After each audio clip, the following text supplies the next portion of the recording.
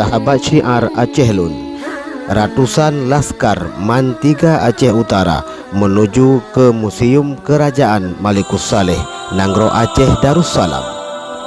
Museum ini sebagai bukti bahwa Aceh adalah sebuah negara yang berdaulat pada masa dahulu, jauh sebelum adanya Indonesia tahun 1945.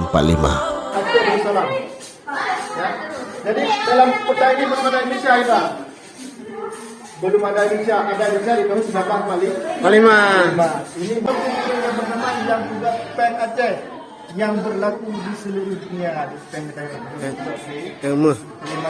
Dari pembuat pen Mas. dari orang konak Dirham. Kalau di Arab itu di Dinar. Di Arab dinar itu bukan dari emas dibuatnya. Dari uang biasa, tapi kita dari emas dibuatnya. Maka menurut kamu ini waktu ujung tak ya? Waktu ujung itu ujung, kamu tetap mencari dirham di kawasan di sana. Nah, insyaallah. Bertemu, tapi hanya bertemu mandum. Iya. Tapi situ dah temu dirhamnya apabila kamu temu sini kita di situ. Ya, itu memandum. Jadi dirham dan ya. Oh, tak ada nilai. Mahana kamu jelaskan mahana itu. Ana ada pu. Oh, jai demo. Jaya. Karena yang memerintahkan Samudra Pasai 22 orang raja. Tidak pernah di provinsi lain yang memerintahkan raja 22 orang kecuali di Samudra Pasai. Nah, membuat hubungan dengan kerajaan Tiongkok. Oh. Ya, bahkan dia tuh memutuskan adiknya ke Tiongkok menjadi duta kalau menurutnya bisa. Duta. Bahkan sampai sana anak adik ini meninggal oleh Kaisar Raja Tiongkok sama hormati daripada adik pada raja ini. Karena dia itu sama hormati, maka dikasihlah lonceng Cakrabaya melalui tangan Cheng Hu untuk dikasihkan kepada Samudra Pasai. Tetapi lonceng Cakrabaya ini nggak ada lagi di Utara atau di Samudra Pasai. Sudah dibawa ke Banda Aceh hari ini. Itu milik Samudra Pasai. Milik Samudra Pasai yang dikasih oleh Raja Kaisar di tangan Cheng. Ya, Cheng Hu. Dan kemudian raja yang keempat, yaitu seorang Malikah Ratu Narasya. Ya, ini jalan-jalan Ratu Narasya. Berjuang insyaallah. Narasya kita nanti dan sejarahkan di belakang ini. Kita sampai sini deh. Biarkan silakan. Ayo silakan maju. Maju, tak masalah. Singkat Kak. Nah, ini lonceng makam Ratu Narasya berada di Sukadu. Dari tempat ini lebih kurang ada 100 meter lagi ke depan. Ya. Jadi di makam dia itu ada Zainal Abidin juga. Zainal Abidin Badar ada juga di samping ini. Dan juga ada makam yang paling pendek yang namanya Ahmad Urmandala yang digelar pada waktu itu yaitu Raja Bakowi. Nama aslinya siapa? Nah. Yang kemudian ada seorang panglima di sini. Panglima itu sangat panjang makamnya. Sampai hari ini tidak terukur. Ada orang yang ukur dari batu kepala ke batu kaki saya dapat 9 meter, sudah dibalik tidak dapat lagi. Itu bisa jadi keramat hari ini. Ya.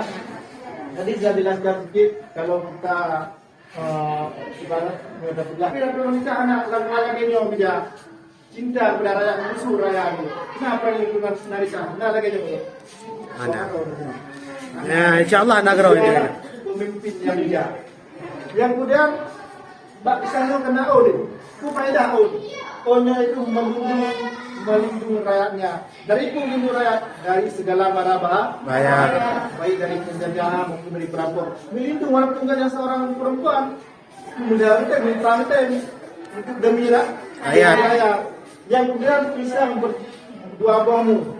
Yaitu benar itu kurangi Ratu Narasya. Anda mendapatkan bak pisang dua bomu. Tapi bak Ratu Narasya jadi kurangnya Ratu Narasya ada mendapatkan masih lagi bak pisang dua bomu. Benar itu kurangi Narasya kepada rakyat. Oke. Di museum itu seluruh museum yang ada di Aceh cuma di sini ya ada. ini milik Samudra Pasai yang ada di Museum Turki. Karena Turki masa itu menjadi Khalifah Utsmani kalau nggak salah. Utsmani. Karena yang memegang dunia waktu itu Khalifah bukan BB. Jadi ini pulau. Ini apa namanya? Ini Aceh Darussalam.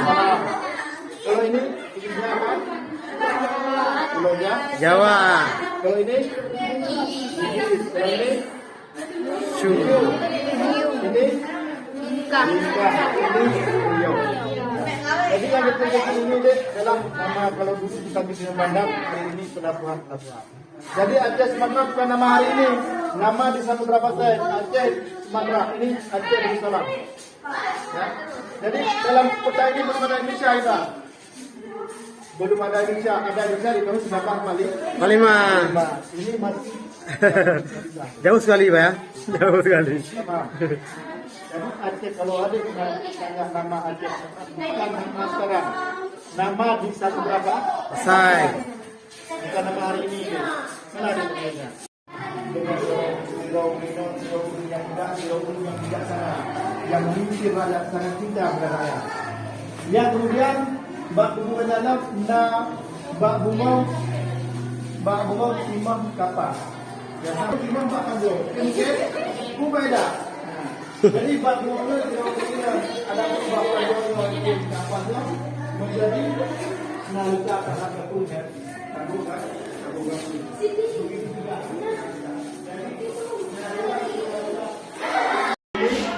Buat nanti perang dengan Belanda itu Belanda kewalahan.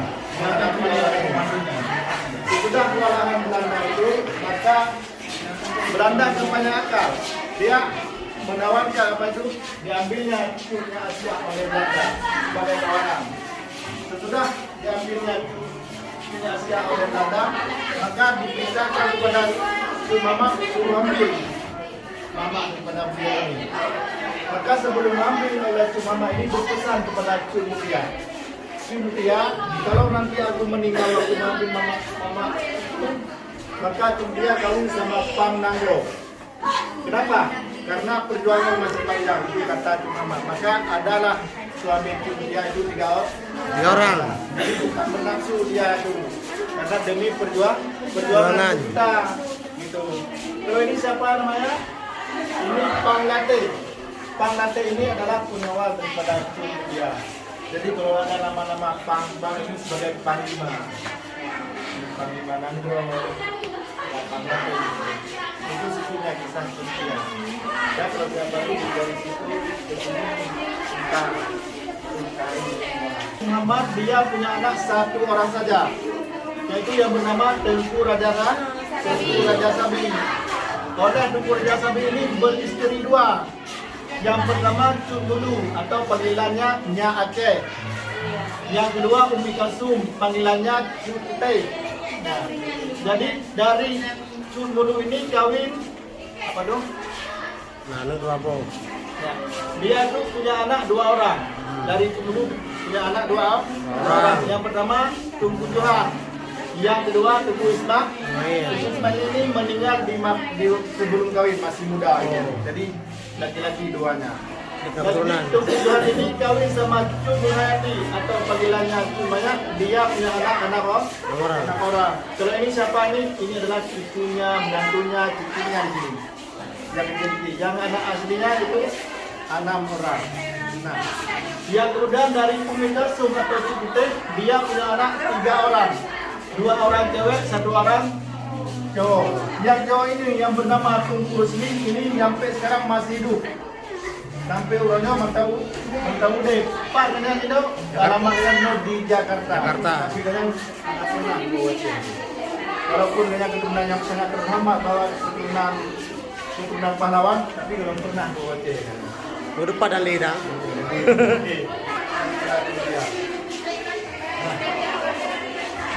Ya. Yang penting nah yang bertulisan, yang hendak bertulisan maka itu kawan cukup jago ilmunya itu. Karena bapak saya nulis apabila kaji ditutup, gerak-gerak itu pak.